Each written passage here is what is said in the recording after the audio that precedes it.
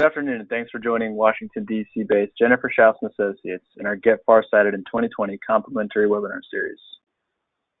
As you know, the FAR Federal Acquisition Regulations is the rule book that the federal government must follow when making purchases.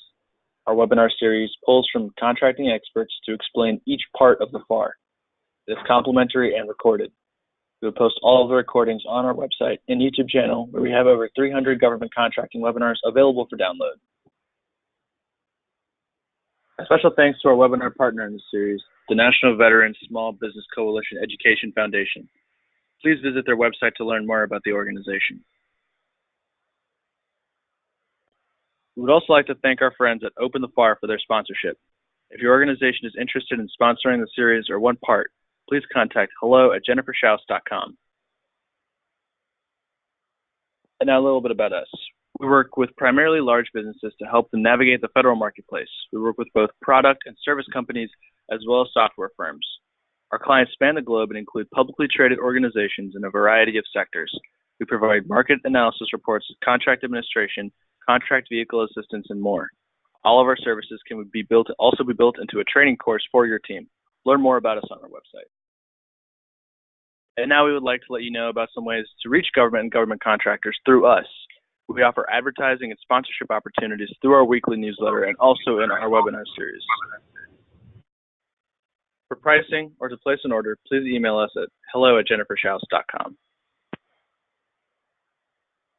Also, please join us for our signature event on February 10th at the Kennedy Center. U.S. State Department will be available to meet with you. We expect 150 federal contractors and hope to see you there. Now let's move on to learn a bit about today's speaker, Janetta Brewer. You can find her contact information here. And today we are covering FAR Part 5 with Janetta. Thank you so much for joining us today. We're really thankful for your participation in the series. The floor is now yours. Let me know when you're ready for the next slide. All right, thanks so much for having me here today. So today we'll be talking about FAR Part 5, which is Publicizing Contract Actions. And I'm really excited to be presenting the information that we're going to be sharing today, because it really provides some of the most important information and framework for how information is presented to businesses, both small and large, when they're looking at how they can sell to the federal government. So understanding the requirements that the government has and how the information is supposed to be presented and displayed to industry is important, because it, one, just provides us with understanding of the information that's necessary in order for us to provide the goods and services that we have, but then two, it provides a means for us to hold the government accountable in a consistent manner in what they're expected to do to ensure that we get the information that we need to be competitive in the marketplace. So you can move to the next slide, please. So in the government space, there's lots of regulation and process around essentially everything that the government does as it relates to how it sells its goods and services to industry. And it serves it's driven by two primary purposes. One is obviously we're spending taxpayer dollars. And then two, there are tons of government agencies out there who all are providing goods and services of a similar nature to industry. So how do I know and understand what TSA's requirement is compared to DOD's requirement compared to Department of Treasury's requirements? It's through this process that's been defined in FAR Part 5. It provides a centralized manner for displaying to industry all of the government's requirements. So some of the benefits associated with that is obviously it increases competition.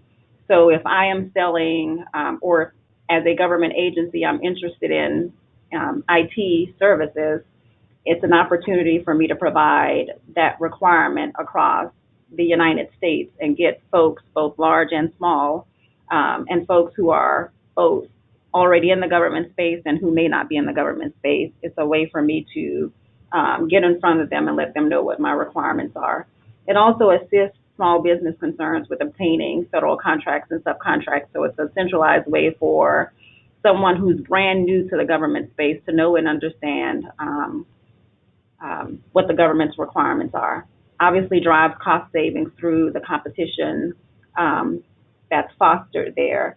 It improves the quality of products and services. So the more folks you have competing for services, the more likely it is the quality of the services that will be provided to the government. It enhances the solutions and the industrial base, promotes fairness and openness, leading to public trust. Again, it's taxpayer dollars that are being utilized to buy things. Also prevents waste, fraud, and abuse, and it increases the likelihood of efficiencies and innovations. Next slide, please.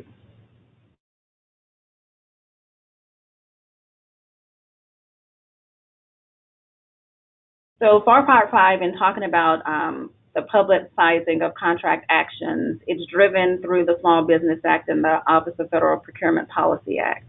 So the government's process for how it buys things is governed by the federal laws and regulations, and through the Small Business Act, which is really focused on improving the ability of small businesses to come into the government space and compete in a fair and equitable manner.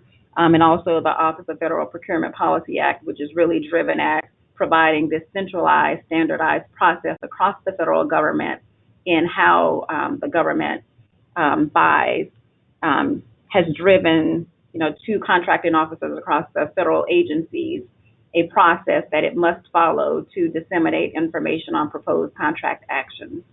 So in FAR Part 5, you'll find the policies and procedures that the government has to follow when they're publicizing their contract opportunities and also the award information. I want to clarify definitions here. So these publication requirements apply to contract actions or new contract actions. And as defined in this part of the FAR, it means any action resulting in a contract, including additional supplies or services that are outside of the scope of the existing contract. So you could have a contract in place for 100 widgets. The government needs 500 additional items different from the original widgets. And even though it's being procured under the same contract that you have in place, it would still need to go through this process because it's outside of the scope of the original contract. And also, in this part of the FAR, when it talks about the GPE as the centralized mechanism where all of the contract actions must be publicized, that's the government-wide point of entry. So it's a single point where government business opportunities can be accessed electronically by the government. So all of the government's requirements essentially are consolidated into this tool. Next slide, please.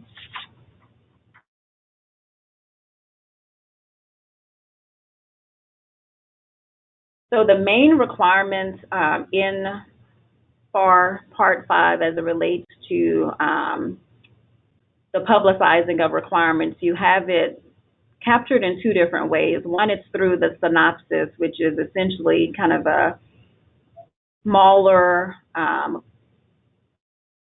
version, essentially saying, hey, public, be on the lookout for this in the next 15 or so days, and then you'll have the actual requirements for solicitation. So basic requirements for publicizing when actions have to go through the government-wide point of entry. It's for any supplies and services more than $25,000, any modification to an existing contract for additional supplies or services expected to exceed $25,000, and then any contract action in any amount when advantageous to the government. Next slide, please. There are other types of notices that can be made available to the public through the government-wide point of entry, including the Synopsis solicitation information. So you have acquisition planning when the government goes out to conduct market research. They're trying to understand the industrial base as it relates to a product or a service that they're looking to buy. They're trying to understand, how many small businesses or what classifications of small businesses are competitive in this space, to help them understand whether to set it aside for woman-owned small business versus are there any competitive 8As who can do the work. So through these sources sought or requests for information or market research questionnaires, special notices, industry days, pre-solicitation conferences, these are opportunities for the industry to provide information to the government to help shape the acquisition or solicitation that's going to come to the street in the future. So again, it can shape whether it's set aside for a classification of small business concerns. It can shape whether it's set aside or a sole source award for an 8A company. It can also help the government refine their requirements or understand how the industry approach to solving a problem could be. So you could also help shape the solicitation efforts that might be hitting the street as well. In addition to these special notices, you also have, a solicitation or request for proposal or solicitation conference that can be made available to the industry through the GPE and also the notice of award. So it's important if you're a business in the space to not just look to the GPE and its www.federalbusinessopportunities or fbo.gov is the current GPE where information is stored, but it's important to not just look to it for solicitation information, but also to be on the lookout for those special notices that come out where the government is really trying to understand the market to shape their solicitation before the official notices hit the street. Next slide, please.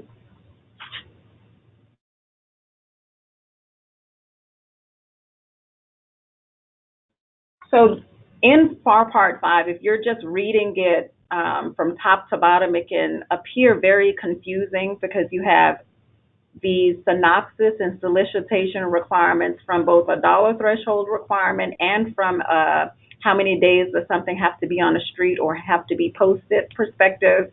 You have it captured in several different places, and sometimes it can appear to contradict each other. So I've tried to capture in this slide a consolidated version of basic requirements, excluding any of the exceptions that would be at play, and we'll capture some of those exceptions later.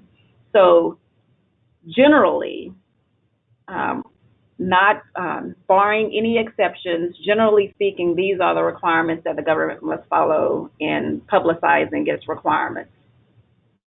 So the first is any contract action or proposed contract action expected to exceed the simplified acquisition threshold has to be synopsized on the government-wide point of entry for at least 15 days, and then a solicitation has to come out, and the solicitation has to be on the street for at least 30 days, which is the time period that the public has the opportunity to respond. The simplified acquisition threshold is defined in FAR Part 2, and currently is set at $150,000.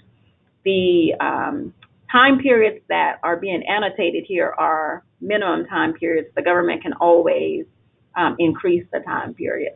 So the synopsis for anything expected to exceed $150,000 has to be synopsized for at least 15 days, and then a solicitation has to allow at least 30 days to respond. If it's less than the simplified acquisition threshold, currently set at $150,000, but more than $25,000, then the agency has to synopsize it for at least 15 days. And then the solicitation requirements are that it has to be on the street. It has to allow at least a reasonable opportunity to respond. The FAR does not define what a reasonable opportunity means. So that's subject to agency and contracting officer discretion. But essentially it should give, depending on the nature of the acquisition, what's being required, that kind of drives what that reasonable opportunity is, whether it's a commercial versus non-commercial, those types of things. And then if it's expected to exceed 15,000 but not expected to exceed 25,000, it has to display, the agency must display it in a public place at a minimum, or by an appropriate and equivalent electronic means. They have to provide the synopsis or the actual solicitation for at least 10 days. So sometimes you get a question, what would a public place be? There are some smaller contract bases where they post their government requirements on they have a contract board on the base, and any of their smaller requirements they'll put there. And generally there are suppliers who are normally accustomed to doing business with that agency. They know to go by and check the board periodically for any new requirements. If the contracting officer posts the synopsis through the GPE, they have to allow a reasonable opportunity to respond after issuing the solicitation. So again, contracting officer discretion for those response requirements. And if it's less than $15,000 and or less than the micro purchase threshold, which is also defined in FAR Part 2, then there's no required publicizing requirements. So again, here, these are the minimum requirements that must be met. Well, not minimum requirements. These are the general requirements unless there's an exception. And again, we'll get to the exceptions in a second that have to be met. The time periods that are designated can exceed, they just can't be less than these that are designated here. So if you take nothing away from our conversation today, this would be a good slide to use to just understand at a minimum what the government's publicizing requirements are. So next slide, please, and we'll go into some of the exceptions to that general rule. One of the exceptions is if you're dealing in the commercial market. So the requirements for commercial items is different. So if you're acquiring, or if the government is acquiring a government commercial item that the value is expected to exceed 25,000, then the contracting officer can publicize either through a combined synopsis solicitation or a shortened synopsis or shortened solicitation. The primary motivator driving this requirement is obviously if it's a commercial item, it's something that normally is readily available. There's no special thing that industry has to do in order to produce the requirement. For instance, if I'm buying a ton of ink pens, I don't necessarily need to give, a vendor 15 days notice before the solicitation hits and then 30 days to respond. That's something they can respond to relatively quickly. So in a commercial environment, it's expected that the items are generally available and you don't necessarily need that level of time period or notification period in order for folks to be able to be responsive to the solicitation. So through the combined synopsis solicitation, you don't have to issue a synopsis first and then the solicitation. You can combine it into one and just say, hey, this is my notice to you that it's coming and essentially it's here, and lay out all of the requirements in the solicitation. Additionally, through the short synopsis, you don't have to meet the 15-day requirement. It can be 2 days or 1 day or 5 days, depending on contracting officer discretion. And then the resulting solicitation could also be the 30-day, or it could be 15, depending on contracting officer discretion. That part does provide some guidance to contracting officers in how they exercise that discretion. So they want, contracting officers to establish deadlines that offer suppliers a reasonable period of time to respond.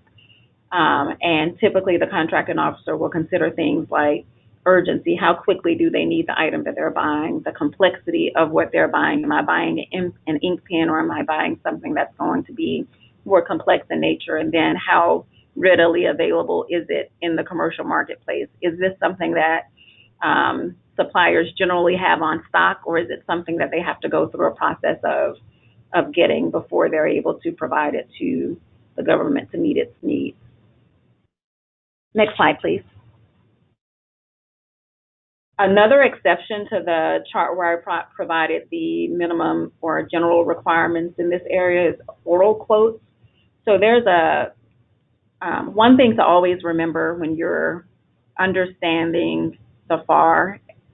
You don't read the FAR in isolation. So you don't read FAR Part 5 to know and understand FAR Part 5. You have to read and understand other parts of the FAR to understand and provide context for the requirements that are contained in this part of the FAR.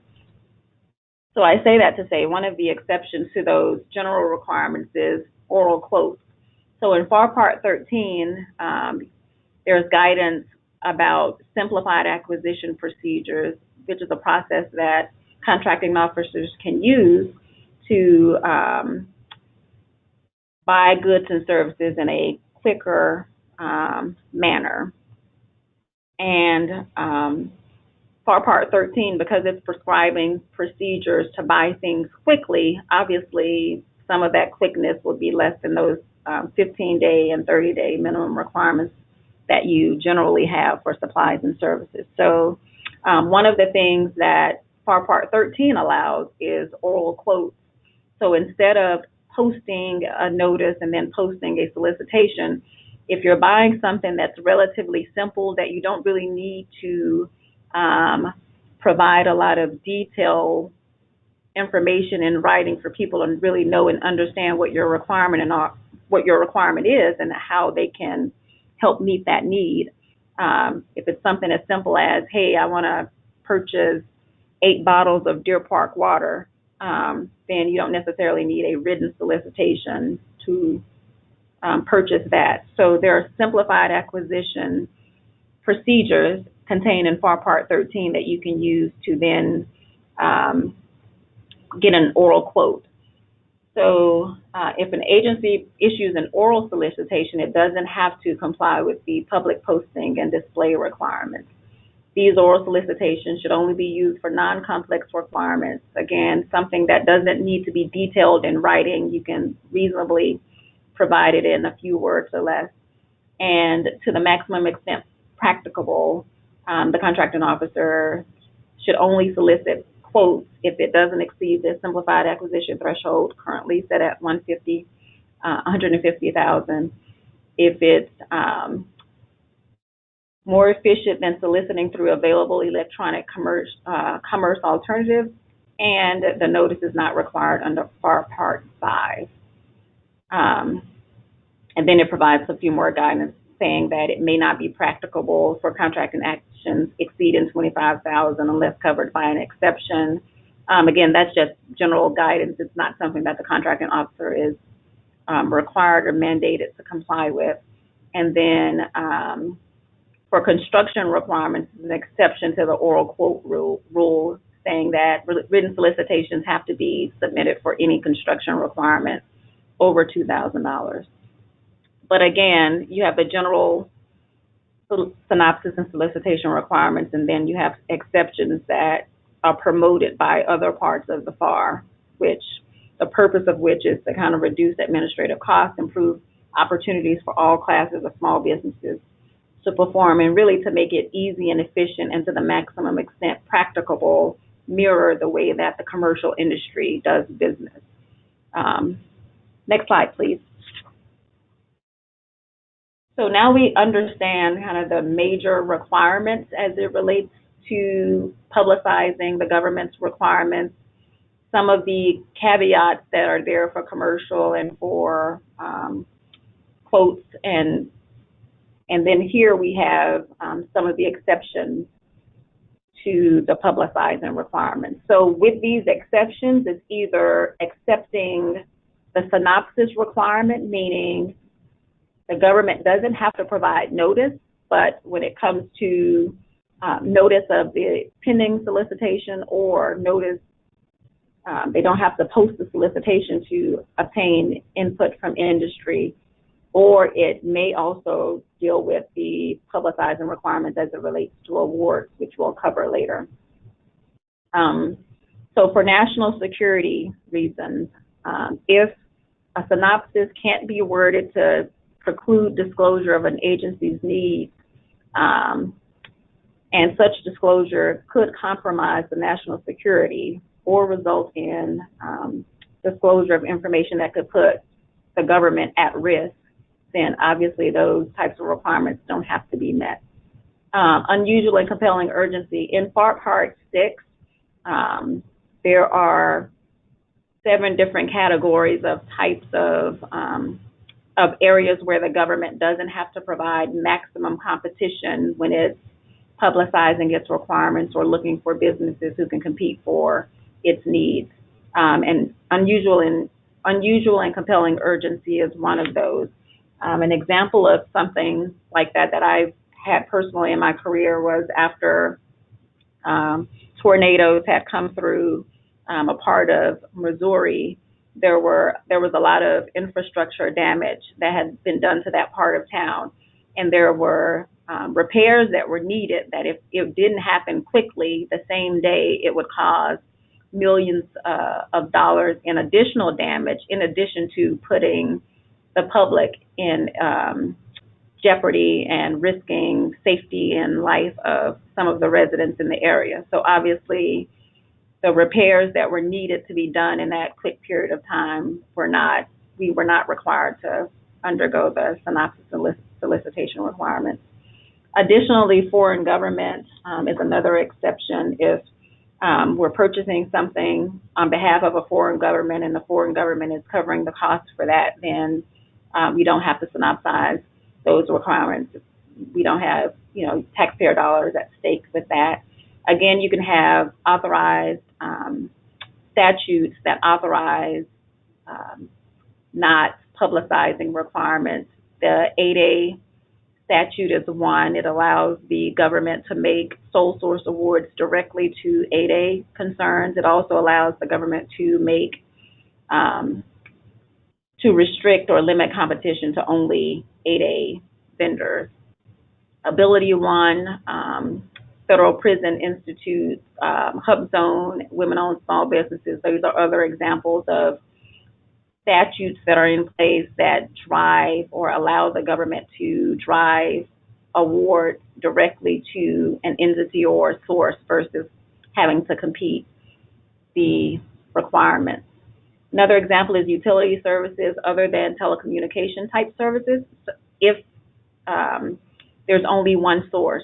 So many of us live in areas where we only have one provider of utility services. So if the government is buying utility from that sole source provider, there's no need for the government to have to compete that or publicize that requirement. Orders placed under indefinite delivery contracts.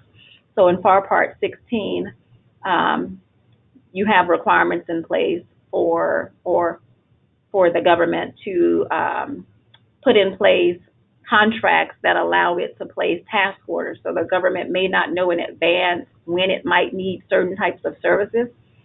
Say, for instance, grass cutting services, and they may not know how many they need. So maybe the government knows over the period of 6 months, I need my grass cut, but I'm not sure when or what days I need the grass to be cut, and I don't know at the end of that period how many orders I will have placed. So the government can put in place an indefinite delivery contract vehicle that it can use to place orders against for meeting those requirements. So those orders that it places against that indefinite delivery contract, they don't have to be publicized because the bigger vehicle would have been publicized in accordance with these requirements.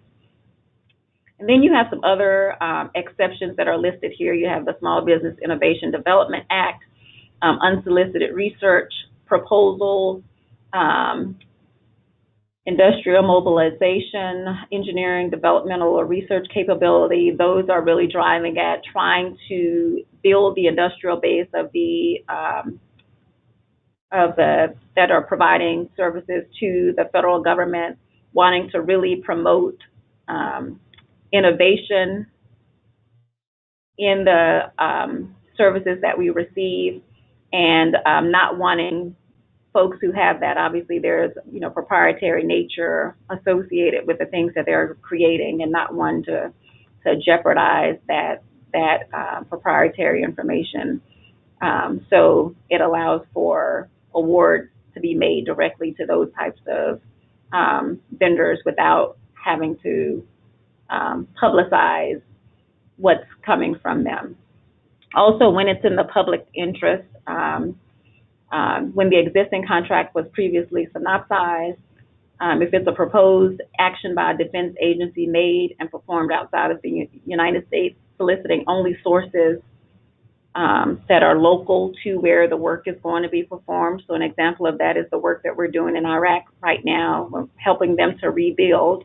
The defense agency, we have a lot of contracting agencies who are being used to buy those services that are being needed to help build those other nations and their infrastructures. And so the work's being done in Iraq by local sources to Iraq, so there's no need to publicize that nationally.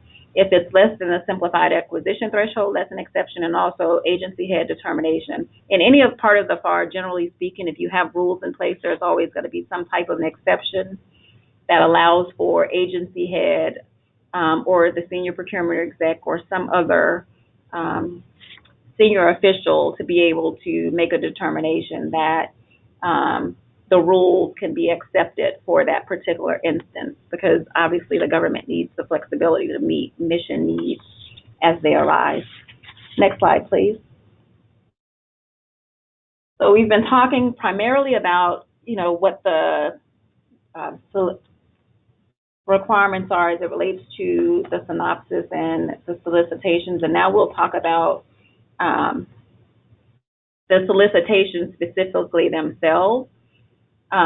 So generally speaking, as contained in Part 5, the solicitation has to be made available through the government-wide point of entry, which is the FedBiz Ops website. In addition to the solicitation, specs have to be provided, technical data, and other pertinent information that's determined necessary by the contracting officer. And unless the disclosure would compromise national security, the nature of the file doesn't make it cost-effective or practicable, or, again, the senior procurement exec provides written determination. And in addition to that, the contracting officer has to make available, upon special request to small business concerns, a copy of the solicitation and specs, the contracting office POC, and then adequate citations so that they know any major federal laws or agency rules that the small business has to comply with.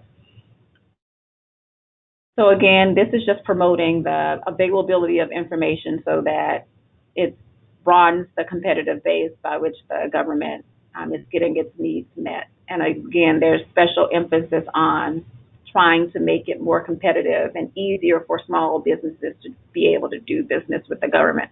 Because when you think of how diverse the government is, or how diverse the agencies are and how spread out things are, and think about the industrial base that supports meeting the federal government's needs, you have everyone from huge contracting government contractors like the Boeings and Lockheed Martins and General Dynamics, all the way down to mom and pop small companies that are providing services to the government. So some, of those larger companies may have the infrastructure and the expertise and the employees built in to know and understand the federal space, but then some of those smaller firms that are newly entering the government space who may not have that expertise, how do you make the information equally available to all of those folks? So this is a way that the government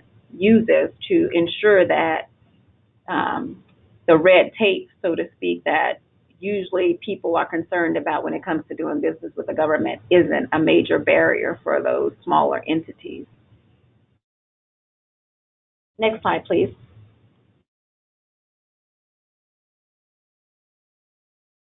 Another type of notice that can be provided, this speaks specifically to the contractor base. It's not directed to the government. So notices of subcontracting opportunities. In order to seek competition for subcontracts, in order to increase participation by qualified classes of small business concerns, and also to meet established subcontracting plan goals, contractors, companies who win work with the federal government, can also provide publicizing notices through the government-wide point of entry or FedBizOp. And so the notice can be if the contractor is awarded a contract for more than $150,000 and it's likely to result in the award of a subcontract, or a subcontractor or a supplier at any tier if their contract is greater than $150,000, or if the subcontracting opportunity is greater than $15,000. So those are the classes of contractors and subcontractors who can provide notices also through the government-wide point of entry. Next slide, please. So in the government, when the government publicizes its requirements, these are the minimum areas that have to be included. And again, this information from a contractor perspective, it provides information and insight and guidance and expectation to contractors about what to be looking for or what to expect the government to provide when it publicizes its requirements. So of the elements that are listed here, I'm not going to read all of them, but there are a few of them that I want to really call attention to. One of them is the product or service code. So the product or service code, when you apply to do business with the government and you register through the SAM.gov database, one of the areas that you're required to complete is your product or service code. So on a synopsis action, this can be used, and not even just a synopsis, but also a solicitation. The product or service code can drive different types of things like what's the industry base, or what subset of the industry base would be looking to meet this need. It also can be used by the contracting office when they're performing market research and trying to understand who their base is of folks who can actually meet the need. One of the things that they use to conduct the market research is looking for vendors who fall under a certain product or service code to see, well, how many small businesses or how many women-owned small businesses or how many 8As are registered or showing up in the SAM.gov database to who can possibly meet the need that they have. So the product or service code is one area to really know and understand, from an assessment of just understanding the type of work that normally falls under that PSC, is how it's generally called, but understanding the type of work that generally falls under that product or service code, but also just making sure that the government has properly and adequately captured the appropriate code. I'll never forget one of the protests I received very early in my career related to the code that we annotated to the solicitation that we put out, because the vendor felt that it unfairly narrowed the field of eligible contractors based on the code, the PSC that we chose to use. So that's an area to focus on. Another area to focus on is the closing or response date. So the closing response date lets you know when does the government expect you to be able to provide your solicitation or your response to the solicitation to them.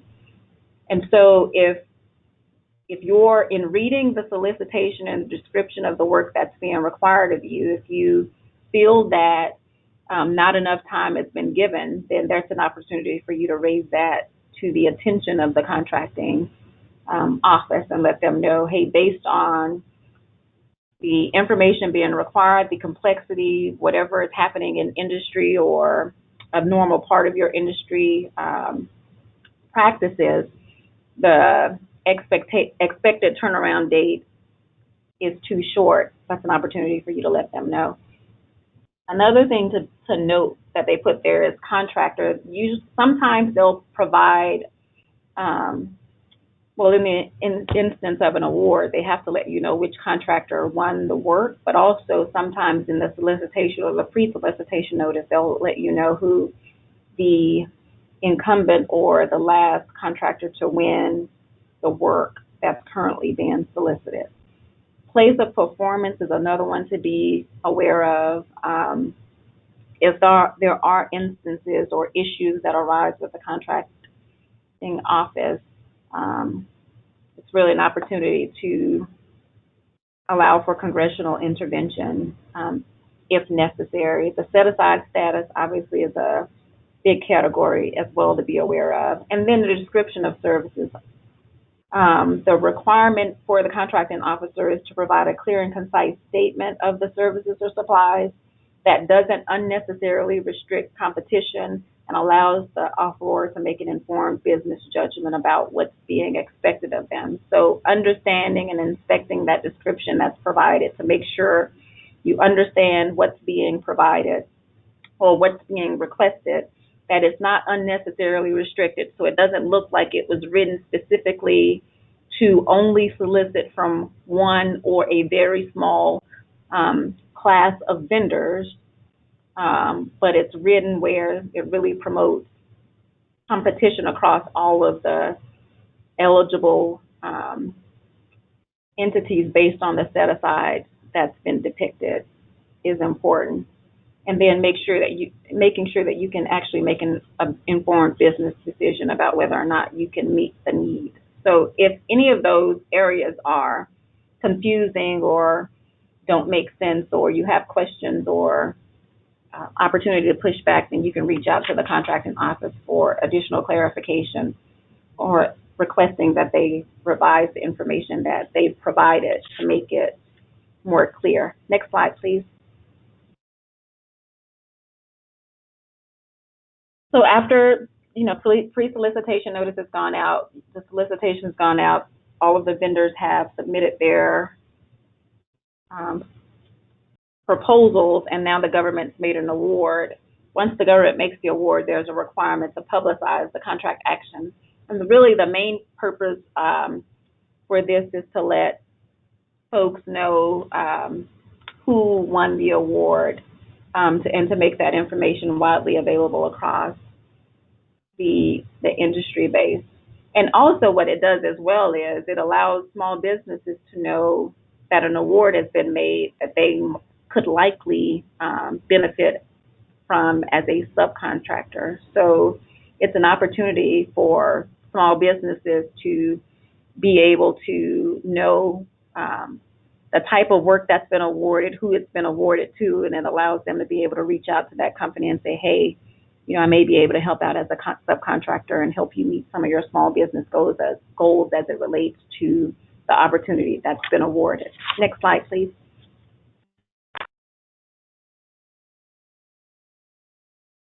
One area of concern, usually when contractors or businesses are required to provide information to the government, is what happens to that information? How do I ensure that that information is going to be protected? How do I know that the proprietary or nature of my work won't be exposed? And so obviously in putting out, solicitations and requesting proposals from contractors, there's great likelihood that there could be proprietary information being shared with the government. both during that solicitation process, but also during the market research process when the government is trying to understand and refine its requirements. So in light of that, there's a part of Part 5 related to the release of information that states that it's understood that a high level of business security has to be maintained in order to preserve the integrity of the acquisition process. And therefore, any requests that come from the general public has to be in accordance with the Privacy Act and the FOIA Act. So under the governance of those acts, it protects the information of contractors and businesses that are providing information to the government when some other member of the public submits a request for that information. Additionally, members of Congress can also go and request information from the government as it relates to certain solicitations and acquisition, and it provides a detailed format that has to be followed before providing that information to the member of Congress. Next slide, please.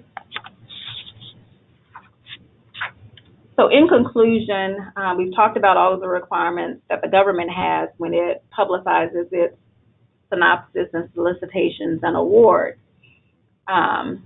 So as I mentioned up front, doing business with the government is a highly regulated activity with many processes in place to protect both taxpayers and small business. So it's important that all businesses, both large and small, understand the rules associated with doing business with the government so that you maximize your opportunity for success and you hold the government accountable to what it's supposed to do, what the rules that it's supposed to follow in selling to the public. I want to caution that although we're talking about the synopsis and solicitation here and it's important, it should not be the first time you're aware of a government requirement. So as a company, we always say if the first time you're hearing about a requirement is when it hits the streets on FBO, then you're too late and more than likely not going to be competitive.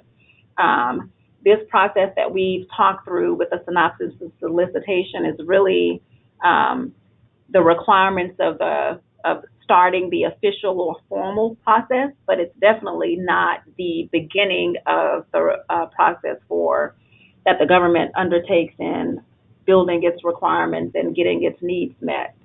The market research phase is probably the most important part of this process of selling to the federal government. So it's important that you build relationships across the agencies, you build relationships across industry, so that one, you know and understand the customer, you know and understand the federal agencies and their needs. Two, it helps you to, when the solicitation actually does hit the street, you're able to weave some of that understanding into your proposals to demonstrate that knowledge and understanding.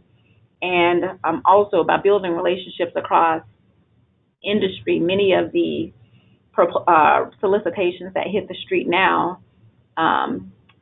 most businesses aren't so on their own able to meet the requirements of the government, because government requirements are consolidating more and more because the government is trying to do more with less, which generally means instead of having 4 different solicitations to meet these 4 different needs, how can we consolidate those into one larger government requirement? And because of that, it's requiring industry now to be able to partner to come together with someone who provides complementary or similar types of services or goods in order to meet the government's overall needs. So if you already know and understand your government customer and understand the government environment, you have built the relationships across industry, it'll be easier for you when the official clock starts, once that synopsis or solicitation hits the street. It'll be easier for you to be responsive to meeting the government's needs. So the pre-game activities are as important, if not more, than the official activities that got kick off when the solicitation hits the street. And again, I would just encourage to invest in building relationships and continuing education. The federal acquisition environment, the rules and regulations change daily.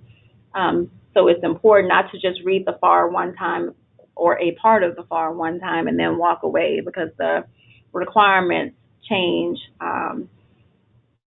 daily or consistently. So it's important that you have a means for staying up to date on what those new changes are. And this forum is a way and an opportunity to do that. So I thank you for listening, and feel free to reach out to me if you have any questions, and I'll turn it back over to you. All right. Thank you for a great presentation, Janetta. To our audience members, we thank you again for participating with us. If you have questions about this specific part, please contact our speaker with the contact information you see on the screen. And if you have any questions about federal contracting or need assistance with any of our services, please contact us directly. Thank you again for joining us. This concludes today's webinar.